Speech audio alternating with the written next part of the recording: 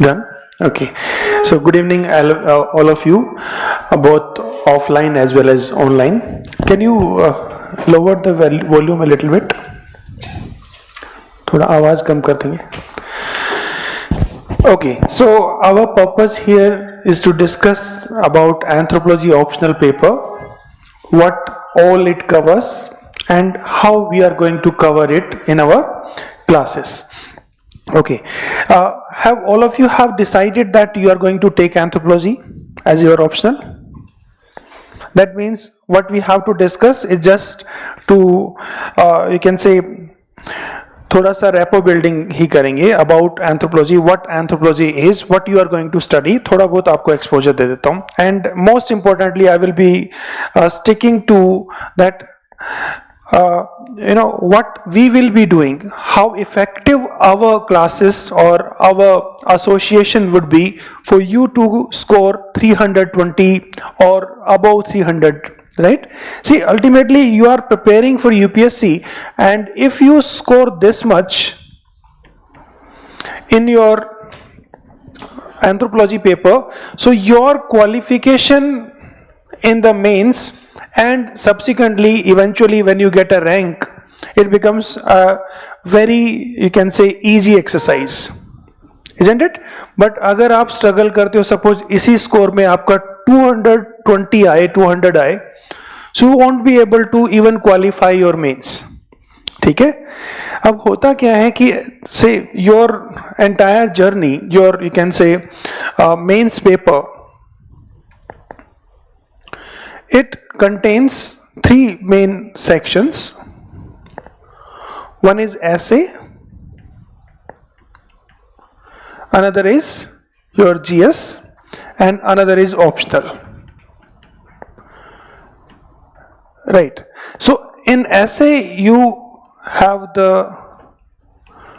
250 marks, here you have 1000 marks, and here you have 500 marks. Okay, if you just see the toppers marks list, you will find that in here toppers can easily get around 130 easily, I'm saying, right? Some get 150 also, 145 also, 160 even, right? In that you will find that people are struggling around 400, right? That is mean range, right? And in 500 the toppers can easily get 320. Okay, so you can see that how much is the importance of this part of your optional. Okay, now that is true that optional can give you an edge. Your preparation of optional can give you a very decent edge when it comes to qualifying the mains and getting into the list of top 100 where you want to be. Okay? Now the main important thing that is there, that how your preparation will become a little advanced so that you are able to fetch a decent score. How to get this much score? This is my main discussion, right? How to score.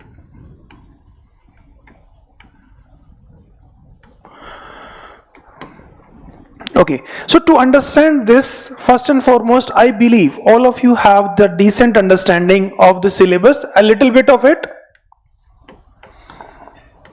or not? So it contains two papers, 250 each, paper 1 and paper 2. Paper 1 is basically general anthropology, and this is the application of anthropology on Indian settings. Right? Application of everything that you are going to study on Indian society, on Indian people. Right? So these two papers are there, 250 each. Okay, and in this generally what we see that in paper 1, if you see general anthropology, there is a lot of influence there in paper 2. Paper 2 में basically कुछ करना नहीं होता है, आपको paper 1 का application ढूंढना होता है, इंडिया स्पेसिफिक एग्जांपल्स ढूंढने होते हैं, ठीक है, ये आपको करना होता है। अभी अगर आपको सिलेबस का थोड़ा सा आइडिया है तो आपको ये भी पता होगा that we study in general anthropology the society and culture,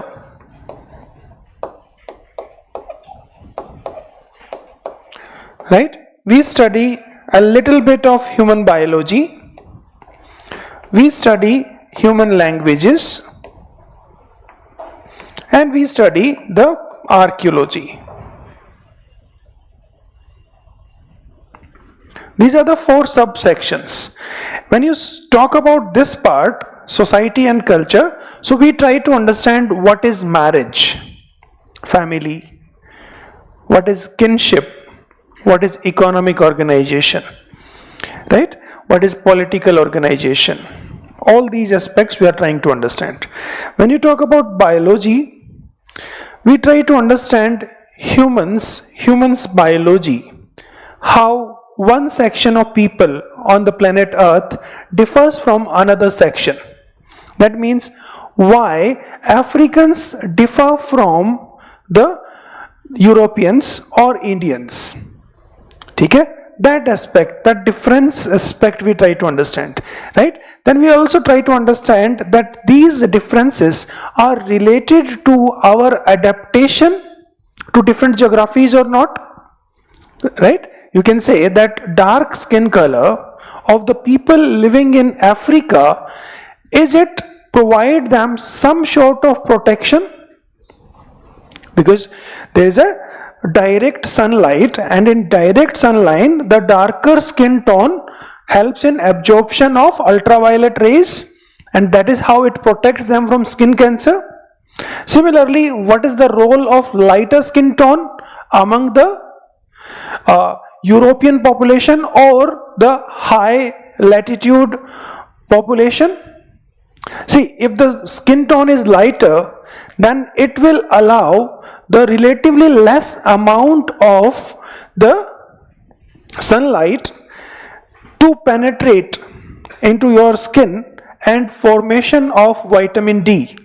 Vitamin D is essential for your bone and teeth health. Right? So if those people who are living in high latitudes have a darker skin tone, so it will be maladaptive for them. They will not be able to survive. Why they will not be able to survive? Because their skin is preventing the entry of ultraviolet radiation, which is essential for production of vitamin D. So we will try to see that how bodily features, that may be the biological outer physical features or the genetic features, help people to adapt. We'll also try to see the link between the human biological aspects and the resistance against certain diseases. Nowadays, Government of India is running a scheme for the sickle cell anemia. You may be aware, you may be reading the newspapers, right?